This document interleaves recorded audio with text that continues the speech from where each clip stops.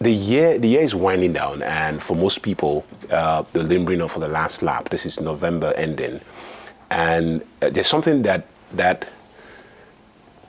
I don't think I fully understand just yet. This concept of New Year resolutions and goal settings, and I was wondering if you could just shed light on that. Yeah, so first of all, New Year's resolutions, that's something that people want to not do. Because usually those are just vague things that people say as a ritual when the new year starts. And usually by the second or third week, they've completely forgotten about it. It's not strong enough to hold anybody, right? This is my best year. I'm good. My health is going to be better. My finances are going to be better. My relationship with God is going to be better.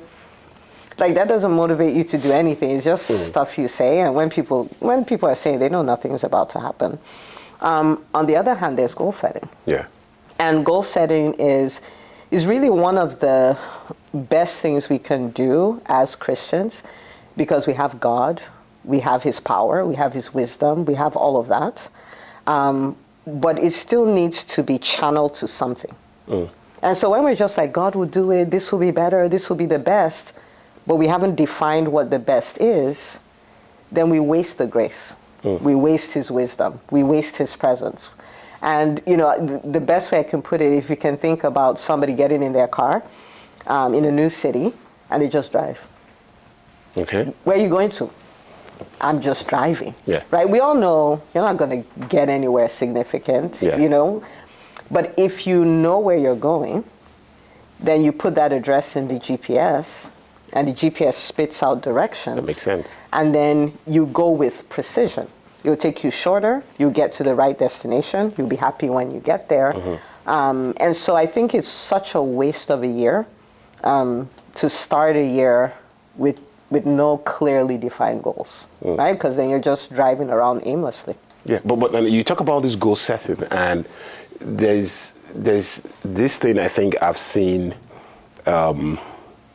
that is very prevalent amongst Christians or church folks, so to speak, where you did allude to that earlier, where you talked about how we have God, we have the grace of God and all that. People, there's this feeling that, if it's God, it's going to happen. Like, we shouldn't want to put in so much effort in it, because when you're doing that, then you're pushing out God. What's your take on that as well? Because you did mention it, but I wanted to see if you could just share more light on that as well. Yeah, I think that's one of the biggest lies we've been sold. Like, God is all powerful. He's sovereign. He loves us, and so He'll just do it. That's a common sense human reasoning. Like, it makes sense. Like, He should do it. Yeah.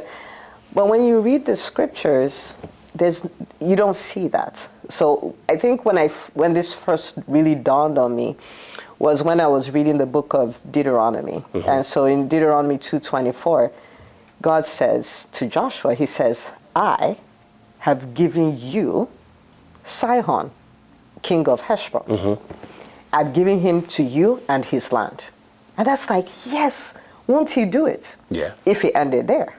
And then He went on to say, now begin to contend for it, engage Him in battle. Okay. So I've given it to you, I've made the provision, I've made this possible for you, but you have to engage. So the question then becomes, if they didn't go to fight, would they have had the land? Even though God gave it to them. Wow. So in the Word, there's so much provision for our walk with Him. There's so much provision for our families, for our health, for our finances, for our businesses, for students, their academics. There's so much potential.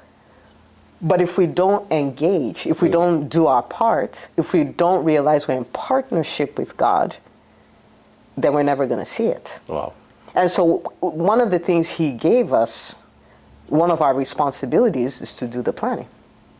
Okay. Right? Like, even in the book of Proverbs, it talks about, with planning comes success. Right? And if the Holy God put that in His book, He's not going to plan for us. Jesus said, anyone who wants to build a tower shouldn't say, won't He do it? Yeah. The person should sit down, count the cost, see if he's able to to pay it and then go do it. So the issue that we're having is that we're not taking time to do the sitting down, because you have to actually sit down. You have to create time. You have to shut out, the distractions and things that want your attention, and just sit down so you can do the process of planning. Can you quickly tell us what that means, really? Because you just pointed out the advantages of taking time out to kind of like have a plan, because it helps you move faster. Plus, with little effort, you get greater gains because you actually channel your effort into something, right? Yeah. So what does this planning entail? Because just saying sit down and plan. Yeah. Is that, okay, plan what? Plan a wedding? Plan a vacation trip? What exactly would planning look like, talking about goal setting going into the new year? Yeah, there are a number of things that need to happen. I think, the very first thing is to stop to say, okay, what are the amazing things that happened this year? Okay. Because our default thinking a lot of times is nothing is working, nothing great happened, it was just a year, right? Because if you don't stop to think, you can't be thankful. You just can't. I mean, most people have had this experience where they had something really great happen one day, and then the next day they wake up and they're like, what is there to be grateful for? Yeah. The human mind is like that. Yes. And so you literally have to stop and take inventory. Like, what are all the things that happened this year? I learned this recently. You can even pull out your phone and look through all the pictures of the year. And there's so many things you realize you forgot. You didn't even remember. But it puts you in the right state, right, for you to then start planning. Because otherwise the energy is, we do this all the time and it doesn't really work. But you didn't actually look to know that it didn't, right? And so it's starting from that place of extreme gratitude for all the things that God has done. That's the starting point, right? And then after that, you start thinking of the place of prayer, because our plans can be really good. Yeah. God's plans are off the chain amazing. Yeah. And so if we can take the time and say, okay, Lord, for this new year coming up, like, what are the things you have for me? What are the things you want me to accomplish? And I'll give you this example, right? Like, when you think about Moses was at the backside of the desert, living with his father-in-law, watching his father-in-law's sheep, right? And if you told him to plan his year, he probably would have said, I want to own my own home and I want to have my own sheep. Makes sense. Right? But God's plan for him was that he'll be the deliverer of 3 million Jews. Wow. So it's so different, so much bigger, right? So that's why the place of prayer and worship and all of that, so that God can download, like, son, daughter, like, this is what is available to you. Yeah. Right? And then when he does that, then it's time to sit down and use this thing he gave us. Right? Like, okay, the different areas of life, like my walk with him, what would that look like? Okay. Right? What would my prayer life look like? What would my character, like, how will I be like him? Right? In my family, what would that look like? In my finances, in my health, all of that, like, what's the goal? Where do we want to be by December 31st of the new year, right? You define that. Now, the part that a lot of people miss out on is they put that and they're like, yay, I've planned my year, won't he do it? I've set my goals. But you also have to say, this is how we'll get there.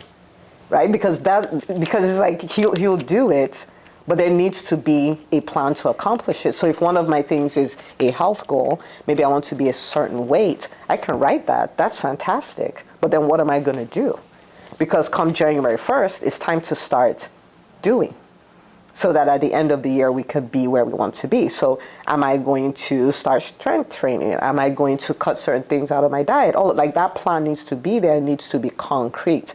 And it's really important to get this done before the year starts. Because it's kind of like putting the GPS in, the address in the GPS after you've been driving for 10 minutes. Yeah. And you're like, you're royally lost. Or after you lost. And then you're trying to figure out. And try to figure out. And maybe, back in the day, maybe somewhere there's no service, so the GPS can't even direct you. But that's what we have to do. And for Christians, it's especially important because we have access to so many resources, right? But this is what kind of channels it, and then we live with precision. We're not like all over the place, and distractions become obvious, right? Because you know where you're going. So when distractions come, you're like, this is not taking me there, so I'm not going to bother with that. So It's a mind-boggling thing. I've done it for Wow. years. It's amazing. Wow. There's this thing I recall from childhood. Don't remember if it's famous words from my dad or a teacher in school, but I bet you've heard it, and most of the people have as well, where it states that if we fail to plan, then we've planned to fail. Now that's really ruthless when you put it that way, because it actually brings us into the equation, like we're responsible for the results, so to speak.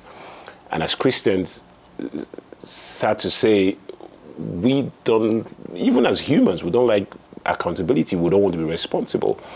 So you've mentioned all this, and then I guess it's very natural to say, how accessible is this? Like, how can somebody get this done? Like, oh, do you have to go to a school? Do you have to take a course online? In case somebody's watching and they're like, yeah, I kind of had an idea of how I wanted 2024 to go, but then we're ending, and I'm not seeing what I was hoping, and I have a new opportunity coming to 2025. And you just mentioned it's best to plan before you get into the new year. So the question I'm asking, I guess, is everybody's question really, is how is this possible? How can I do this? Let's say I want in on this. Is there a forum? Is there anything I can do so that I can get ahead of everybody else? So there are two options, right? Yeah. Option number one is the option I've used, and that is it's a thing worth mastering. Yeah. So there are tons of books to be read about it. There are tons of podcasts to be listened to. Yeah. There are tons of courses to do and all of that. But I think for instance, for us in the church, the blessing is I've done that for over a decade. And people pay me serious bucks. Wow. For me to show them how to do that. You don't mind me asking how much? When I do vision retreats, they pay me $3,500. Guys, you're listening. Per person. Yeah. Right? Yeah. You should be listening. Per person. And it is so dramatic, the transformation Change, yeah. that people can have in the space of 1 year. Wow. So dramatic. So for us, it's a little different because every year I host a goal setting workshop. And it's a 2-hour workshop, and it is hands-on. We get the work done in real time. So I'm not necessarily saying, I'm not teaching and saying go home and do it. Yeah. They have workbooks. They're doing it in real time. Okay. You're walking away with the best first draft of your goals. And there's so many people who've done it, and they have, again, mind-boggling testimonies because it works. It's from the Word of God, it works. And so this year, December 6th, we're hosting a goal-setting workshop, and it's going to be massively upgraded from what we did last year, because I've learned so much and seen so much since then. And really, for anybody who wants to say, Proverbs 4:18 says, the path of the just shines brighter and brighter. Yeah. There's no brighter and dimmer. And so we don't have better yesterdays. So based on the Word of God, we can confidently say, this next year will be my best year yet, right?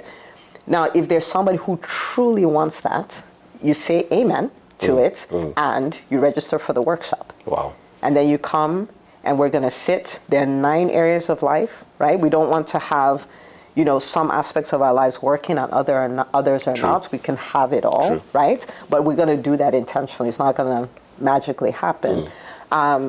You just want to register for the workshop, make sure you're in the building to get the work done. This is going to be one of the most important meetings of 2024 to set you up for 2025. Awesome. Well, I'd like that you just pointed out very clearly that everyone who's watching, everyone who gets to see this, we have the opportunity to assess a forum that will allow us to actually put into practice what you're talking about, which is really profound. But I know you said you charge a certain amount. Is this going to be offered for free? This is for free. This is kingdom. This is kingdom stuff. Yes. Wow. Okay. So guys, you've heard it, right? Yes. It's for free, so right? Yeah. dcgeorgia.org/workshop. You can literally pull out your phone, register right now. Yeah. Be in the building. I know some out-of-staters are watching, and there's a virtual registration as well. But if you can be in the building, you absolutely want to be. We've done this for a number of years. We don't hold anything back. Every year it's better. And I'm not going to say this is free, so we're going to do a fluffy version. I would never do a fluffy version for the kingdom of God. I have a little respect, right? Wow. And it's our best version, but the idea is God wants to see his people do well. God, we are his billboards, right? Like people look at us to say, how good is God? Exactly. He wants our lives to be magnets for his kingdom, where people are like, what's going on here? Yeah. And you're like, how long you got? Let me tell you about God. So that's what he wants. And when we say best year yet, it's not a philosophical, very cute, cool Christian thing to say. No, he wants you December 31st of 2025 to turn back and go like, I couldn't have dreamed this up. Yeah, this is real. But we have to engage. If we sit and say, won't he do it? We'll be out of luck. Wow. Well, thank you. Thank you so much for taking our time to be with us. Guys, you've heard it already. It's happening here December 6th. And I want to say it's 7 p.m. 7 p.m. So go ahead and register online right now. It's free. All right? It's free. It's free. It means you don't have an excuse not to be a part of that discussion that we're having. But really, thank you so much for taking our time. Thank you for having me. I look forward to that event already. And I believe everyone here should also look forward to that event. And please invite people, right? Anybody who you know is old enough to plan, just come see God work out this very simple, godly, and time-tested approach to success that we believers need to engage as well. So thank you so much. Thank you for having me. Yeah. Look forward to seeing everybody and your friends and your cousins and your family.